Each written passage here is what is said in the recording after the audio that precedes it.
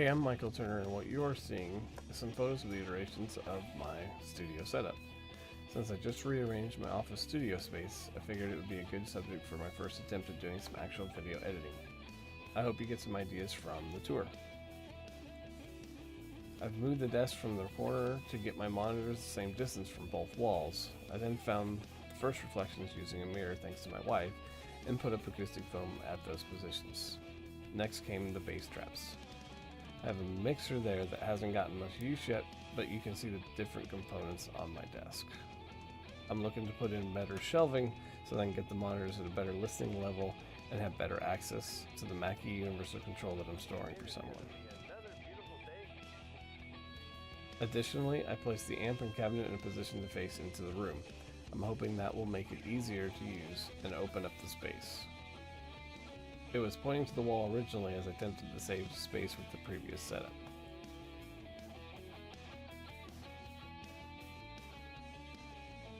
Most of my playing is done through the computer with the Line 6 gearbox. That is mainly because I do my playing later at night and can put on my headphones to get a volume.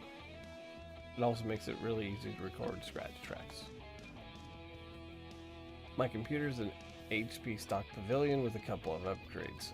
I've switched cases by pulling the old components and basically stripping down the HP to the metal.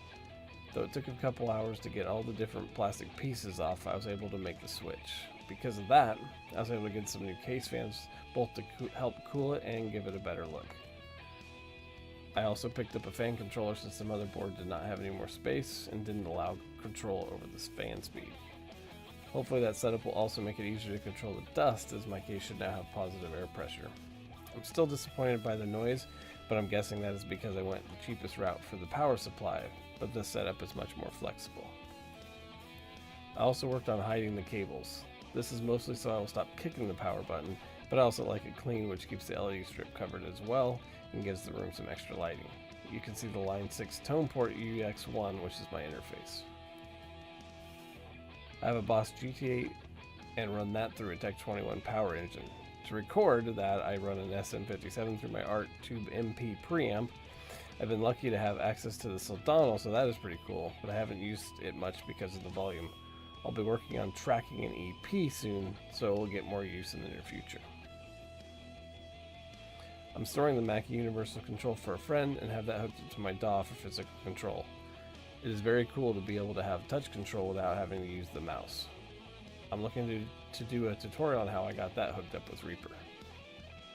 For mics, I have the good old SM57 dynamic mic and an MXL 990 condenser mic.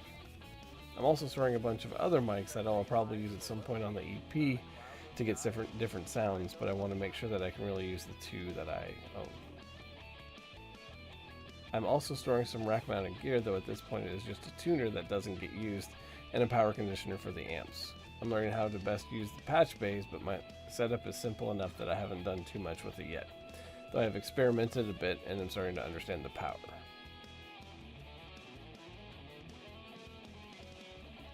I also have an Axiom 25 that I've used as a control surface, but mostly it is used for pads and bass.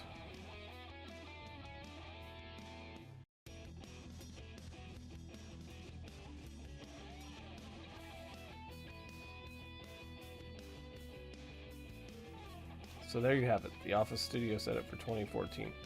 I'm looking to use all this in the upcoming year to create music, advance my technology skills, and hopefully make some useful things. See below for the exact items in the video, and thanks for watching.